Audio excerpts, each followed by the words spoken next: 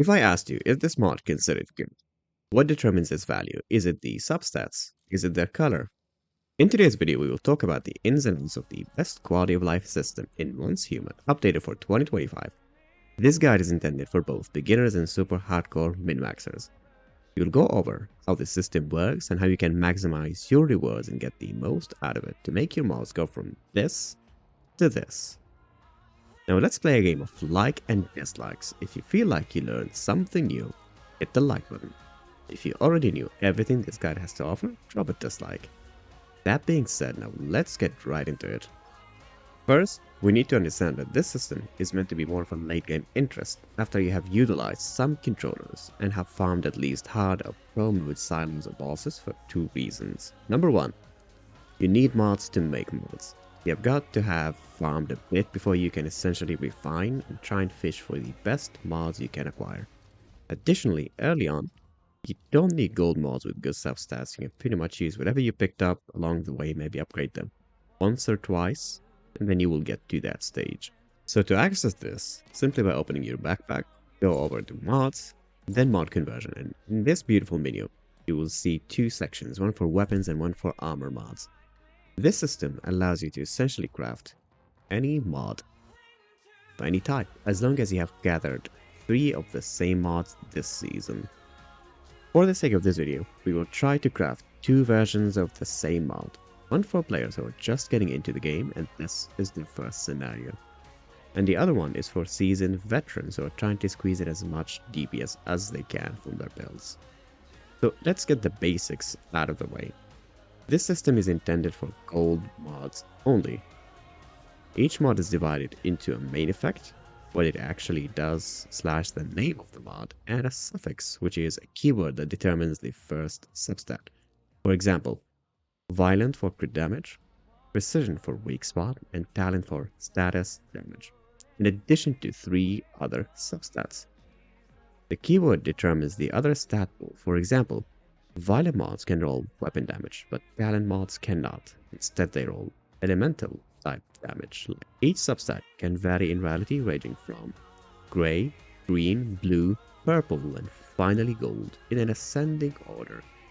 This matters a lot because the quality of the substats are going to determine the quality of the outcome, and therefore the starting point for the mods we will upgrade later.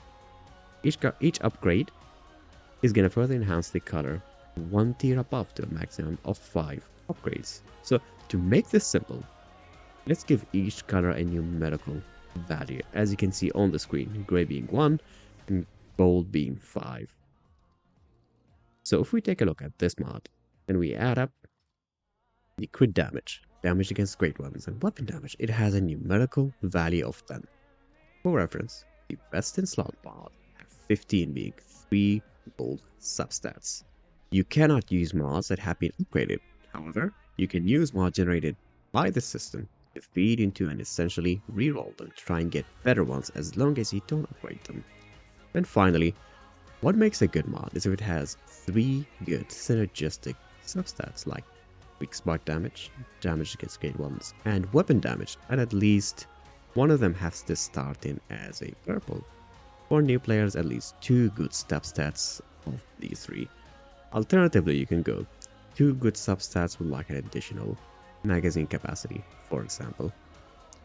So now, let's take a practical example. I'm going to try to craft firstly a beginner or base level mod for someone who is in their first scenario to be as competitive as they can realistically, because you gotta keep in mind, the main way to farm mods is by using controllers, which is a finite resource. Yes, you can get them from other places like random gear and weapon crates, but the quality matters, and undoubtedly the best way to get the highest quality mods is from running silos.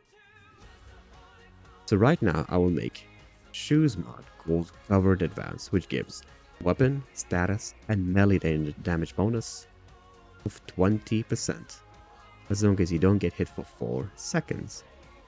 It's just the best mod for almost every build, which brings me to the first key point of the video. Know what you are looking for, look up a guide, and determine which mods are worth going after. Otherwise, you could end up risking feeding good mods into lesser ones by accident. So let's say I am a new player and has determined from watching a guide that in order to make my bingo build work, I would need covered advance with precision key suffix, meaning it will give weak spot damage. Now the next subset I'm looking for is either damage against grade ones or weapon damage. For new players, I recommend going for 2 good substats in every mod. It will bring you enough DPS to carry you through the entire season, and the odds of getting it are quite high. So, to get a covered advance mod, simply click over the armor section, choose, then go over covered advance, make sure this is highlighted, and now go to suffixes. Now you have a bunch of different options. For the sake of this scenario, we're going to be selecting precision, which gives weak spot damage. And now we click confirm and autofill. Now, the way this system works is it will utilize 4 precision key suffix mods. They don't have to be of the same type. As you can see, we have Fresh Hour, Ferocious Charge. They don't have to be the same type at all, as long as they are all precision, having the same first line of weak spot damage. So essentially, when you are out there and farming and spending your controllers, you will get a bunch of different mods for a bunch of different armor pieces. You can essentially keep rerolling them and get the specific mod type that you need. Plus an additional 2 food mods. As you can see, the system went with elemental damage and elemental damage. So essentially, these 2 can be of any type, of any key suffix. They are just, there to feed into the system. Now, be warned, after you click the autofill button, you have to go ahead and manually hover over every single mod selected. Make sure you're not utilizing good mods for this scenario. What I mean by that is, because we're trying to get a mod with 3 good substats, we don't want to use a mod that already had 3 good substats. Even if it was not, let's say, covered advance, if it was something else. Or even, let's say if it was a talent mod. Good talent mods have status damage, elemental damage, and damage against great ones, for example. So even though you might not need that type of mod right now, you might end up using it later. And they are very, very rare to get. So let's say you want to keep this mod for whatever reason. Make sure you lock them and replace them with a different mod. Now, the last thing I want to talk about is the odds of things happening. So based on the food mods that you have selected, the outcome is going to vary. To keep it short and simple, you always want to aim to get a guaranteed purple, plus an additional either guaranteed green, a guaranteed blue. This will vary significantly depending on how much you have farmed this season. For the sake of this video, we're gonna start with trying to generate a beginner covered advanced mod, as we said. And let's say you're satisfied with the selected mods. They're all food mods, they have higher rarities, but all the substats, they're kind of trash, they don't make a lot of sense, etc, etc. Click on exchange, and then confirm. And for the sake of this video, we're gonna be aiming towards getting a precision covered advanced mod with at least 1 good substat being either damage against great ones or weapon damage. And hopefully, you want to aim to get at least one of the 2 good substats to hit a purple starting point. If we don't get that, don't lock it, don't upgrade it immediately. Click back and then autofill. One thing to note here, you can use mods generated by the system to feed and essentially keep rerolling them until you get favorable mods. So yes, it takes 4 precision mods to create one that you wanted, but you can use the one that you have generated with 3 additional ones to keep rerolling them essentially. And after that, rinse and repeat. Do the same thing. We don't want to use mods that have 3 good substats. None of these were. Then we click on exchange, and voila, we have gotten weak spot damage and damage against great ones. If I was a new player, I would be more than satisfied with this outcome. One of them hit purple, the other one hit green. Perfect. I would immediately take this, upgrade it 5 times, and move on to a different mod in my build, and I'm all set. Reason being, if you do so, you will get enough DPS to carry through the entirety of the game without stressing too much about running out of controllers, or maybe you made a build happen but you're not satisfied with it. Doesn't You don't want to roll with this, but you want to try some other build. You still have leftover mods and controllers to try something different. Instead of precision, try crit damage builds, or maybe. But because I already have mods that are similar to this, I'm looking for an upgrade. So I will keep trying reroll until I hopefully hit 3 good synergistic something. Keep in mind, this mod is not terrible at all. It has weak spot, damage against great ones, and magazine capacity. It has rolled decently in terms of the starting rarities. In addition, it has damage against elites. Normally speaking, damage against normal enemies, it's not the best one you can get.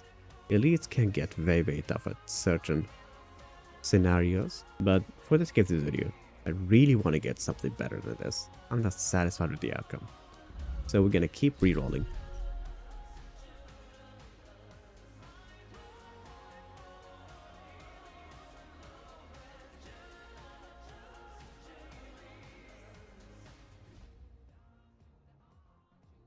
So this is a very good example as to how this system can be very tough in terms of RNG.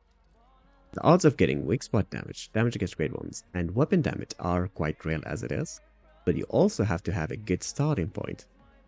This mod for us, because it has 2 grays and 1 green, and the actual purple landed in max HP, which is more or less a useless substat. This mod is unusable for us, unfortunately. It's not gonna be sufficient, even if 5 rolls hit in the 3 that we mentioned.